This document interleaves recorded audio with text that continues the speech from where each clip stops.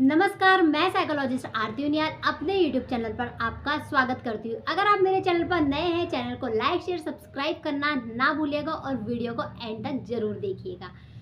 आज हम panic disorder के ट्रीटमेंट के बारे में बात करने वाले हैं। ट्रीटमेंट से पहले हम जानते हैं कि पैनिक डिसऑर्डर के फिजियोलॉजिकल सिम्टम्स क्या होते हैं।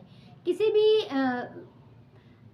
ह्यूमन बीइंग के माइंड में थॉट्स आते हैं कि उसे अचानक से कोई हार्ट अटैक आ जाएगा या फिर उसकी कोई ऐसे उसके साथ ऐसी कोई दुर्घटना हो जाएगी कि उसकी मृत्यु हो जाएगी। ऐसे विचार कंटिन्यूटी के साथ उसके माइंड में आते रहते हैं और उसको पसीना आता है, उसे घबराहट होती है और ये घबराहट सीवियर स्टेज में कंटिन्यूटी के साथ 15 से 10 मिनट तक इस तरीके के विचार आते हैं और उसको घबराहट होती है और वो मानसिक रूप से परेशान रहता है और बहुत ज़्यादा सफ़र करता है। पैनिक डिसऑर्डर के ये सिम्टम्स है। अगर साइकोलॉजिकली अगर मैं बात करूँ तो ऐसा होता कैसे है, जब हमारा ऑटोनोमस नर्वस सिस्टम है तो ऑटोनोमस नर्वस सिस्टम की हाइपर एक्टिविटी जब हो रही है तो उस सिचुएशन में क्या हो रहा है, जो थॉट का प्रोसेस है वो नेगेटिव हो रहा है। अग्रेसिव थॉट आ रहे हैं, डिप्रेसिव थॉट आ रहे हैं, एंजाइटी वाले थॉट आ रहे हैं, है ना। और इस तरीके के थॉट आ रहे हैं नेगेटिव कि हमारी तो मृत्यु हो जाएगी, मैं मर जाऊंगा, इस तरीके से उसके मन में विचार आ रहे हैं।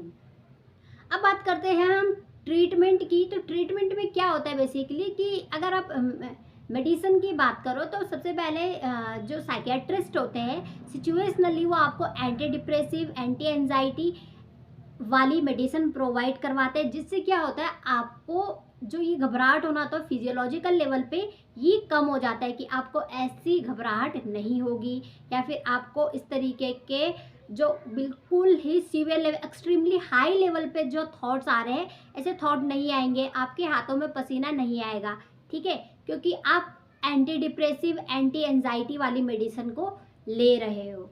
बट ये टोटली इसे ख़त्म मेडिसिन से नहीं किया जा सकता। ये आप लोगों को बात ध्यान में रखनी पड़ेगी कि पैनिक डिसऑर्डर को बिना काउंसलिंग के ख़त्म नहीं किया जा सकता। जब कोई ह्यूमन बीइंग किसी भी सिचुएशन को पैनिक ले रहा है तो उसका जो विचार है वो विचार हमें बदलना पड़ेगा। उस विचार को कंटिन्यूटी के साथ विचारों में सुधार हमें लाना पड़ेगा। और विचारों में सुधार कैसे हम ला सकते हैं, इसमें हम काउंसलिंग थेरेपी हम प्रोवाइड करवाते हैं एक ह्यूमन बीइंग को। और साथ ही इसमें जो काउंसलिंग की प्रोसेसिंग होती है ये काफ़ी लंबी चलती है। और जो अगर इस बीमारी को सफ़र कर रहा है, इस डिसऑर्डर को जो सफ़र कर रहा है तो उसको खुद को समझाना होता है कि मुझे हार्ट अटैक क्यों आएगा, मैंने तो मेडिसिन ले ली है। पहले जो उसके थॉट होते थे वो रियलिस्टिक थॉट नहीं होते, बट उससे खुद को समझाना है कि मुझे हार्ट अटैक क्यों आएगा, क्वेश्चन मार्क लगाना है उसे उस नेगेटिव थॉट पे, और जो रियलिस्टिक नहीं है उसे हार्ट अटैक नहीं आएगा।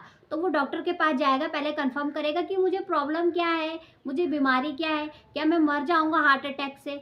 फिर वो डॉक्टर के पास जाएगा, डॉक्टर उसे समझाएगा कि नहीं, तुम्हारा ऐसी कोई भी तुम्हें प्रॉब्लम नहीं है तो तुम हार्ट अटैक से नहीं मरोगे। तो उसको क्या लगेगा फिर, हाँ मुझे हार्ट अटैक नहीं आएगा, मैं बिल्कुल ठीक हूँ। ये काउंसलिंग थेरेपी में उसे कंटिन्यूटी के साथ हम बताते हैं कि बेटा, या फिर जो भी हमारे क्लाइंट्स होते हैं कि आपके माइंड में ऐसा थॉट आ रहा है, ये आपको डिस्टर्ब कर रहा है। देखिए ये हमारे नेचर पे डिपेंड करता है, हमारे सराउंड पे डिपेंड करता है कि हमें थॉट क्या आ रहा है। और हमारा पास्ट इन सब चीज़ों के लिए जिम्मेदार होता है कि हमारा पास्ट कैसा था कि जिस वजह से हमें ऐसे थॉट आ रहे हैं। तो पूरे पास्ट की काउंसलिंग की जाती है, उसका एक थेरेपी में उसके जितने भी थॉट्स होते हैं वो सारे काउंसलिंग थेरेपी के माध्यम से उसके निकाले जाते हैं कि कुछ भी उसे कहना है, कुछ भी उसे बोलना है, या भी जो भी थॉट आ रहे हैं जब तक वो निकालेगा नहीं तब तक हम उसके माइंड में पॉजिटिव थॉट नहीं डाल सकेंगे। तो उसमें करते क्या है हम, उसे काउंसलिंग प्रोवाइड तो करवाते हैं, पर उसकी सारी चीज़ें सुनते हैं कि उसे ऐसे थॉट क्यों आ रहा है। उसका पास्ट हम पूरा ट्राई करते हैं कि उसका पास्ट हम कन्फर्म्ड करें कि उसका पास्ट कैसा था, उसे क्या प्रॉब्लम थी। इसमें हम एक और चीज़ भी ऐड करते हैं कि फैमिली थेरेपी देते हैं, फैमिली काउंसलिंग थेरेपी, जिसमें क्या होता है कि उसके सराउंड में जो भी ह्यूमन बीइंग रहते हैं, मतलब कि जिसको पैनिक डिसऑर्डर हो रहा है, उसके जो कंपनी में लोग रह रहे हैं वो किस तरीके के हैं। कभी ऐसा भी होता है ना कि उसके लोग शायद उसको इमोशनली, बिहेवियरली उसे सपोर्ट नहीं करते होंगे, है ना। उसे समझाने वाला कोई नहीं होगा, क्योंकि जैसे माना बात कोई पेशेंट से उसको ऐसा थॉट आ रहा है, तो उसके साथ वो कोई सामने से एक नॉर्मल ह्यूमन बीइंग बिहेवियर कर रहा है तो वो अग्रेसिव बिहेवियर कर रहा होगा। अरे ये तो ऐसा ही है, पागलों की तरह बिहेव करता है, अरे कुछ नहीं होगा इसे, रहने दो इसे, इसे छोड़ दो। इस तरीके का बिहेव लोग करते हैं ऐसे लोगों के साथ में, चाहे वो फैमिली मेंबर हो, चाहे हमारे सोसाइटी में, हमारे नेबर्स में हो। इस तरीके का जब बिहेव करते हैं तो फिर उसे ठीक होने में टाइम लगता है। इसलिए ऐसे लोगों के लिए साइकोलॉजिकली कंपनी अच्छी होनी चाहिए, बिहेवियर अच्छा होना चाहिए, है ना। हमारा नियरेस्ट जो हमारा सराउंड है पॉजिटिव होना ही चाहिए, है ना। आप जितने भी ये मेडिसिन ले लेते हो, ये तो आपको फिजियोलॉजिकल लेवल पे थोड़ा सपोर्ट करते ही करते हैं, बट जब अचानक से आपके मन में ऐसा थॉट आ रहा है और कोई आपके पास नहीं है, तो आपको अपने विचारों में सुधार कंटिन्यूटी के साथ लाना पड़ेगा, और इस सुधार को लाने में कम से कम 6 से 7 महीने लगते हैं। और आपको तुरंत ऐसे केस में काउंसलिंग लेनी है साइकोलॉजिस्ट से। और वो काउंसलिंग कैसी होनी चाहिए, वो काउंसलिंग कम से कम 21 डेज आपको काउंसलिंग सेशन के लेने हैं। उसके बाद 21 डेज के बाद आपको अपनी सेल्फ प्रैक्टिस करनी है।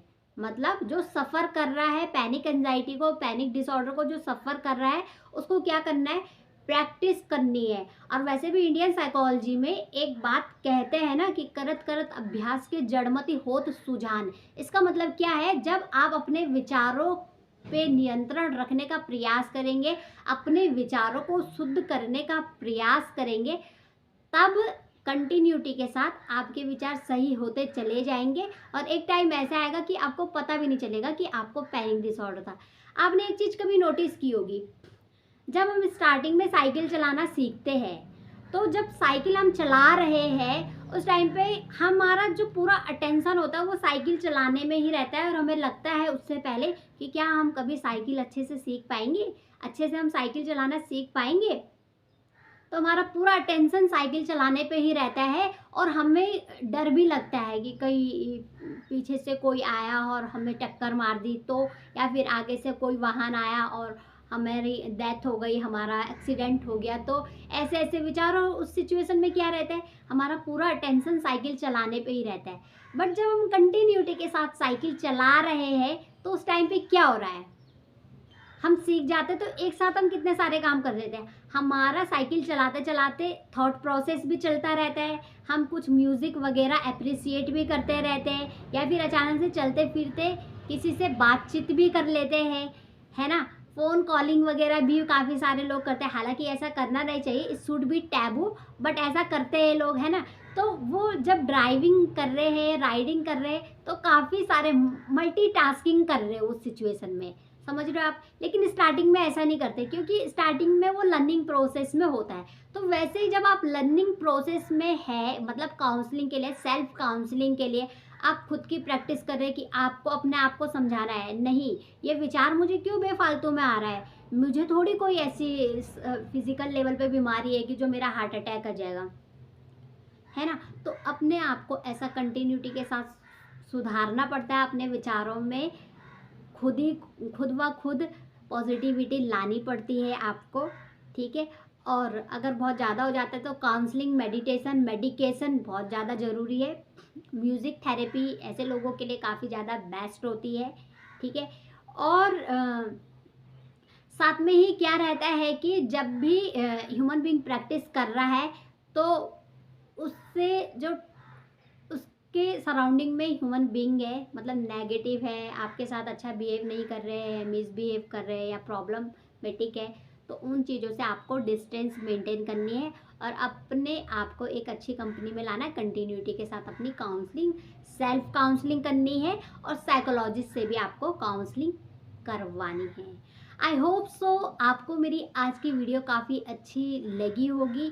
और अगर आपको पैनिक डिसऑर्डर के बारे में काफ़ी कुछ जानना है या फिर कुछ आपके माइंड में थॉट्स है या कोई प्रॉब्लम है या फिर कोई इश्यू है, आपके सराउंड में कोई पेशेंट है, तो आप कमेंट सेक्शन में कमेंट कीजिएगा, मुझे बताइएगा, मुझे पर्सनली कांटेक्ट कीजिएगा और कमेंट के माध्यम से मुझे बताइएगा कि कोई प्रॉब्लम है या फिर जो भी है सल्यूशन है। Sure I will reply back. Okay, और मेरे वीडियो को लाइक शेयर सब्सक्राइब कीजिएगा। तब तक के लिए नमस्कार, धन्यवाद। मैं आज की वीडियो को यहीं पे एंड करती हूँ।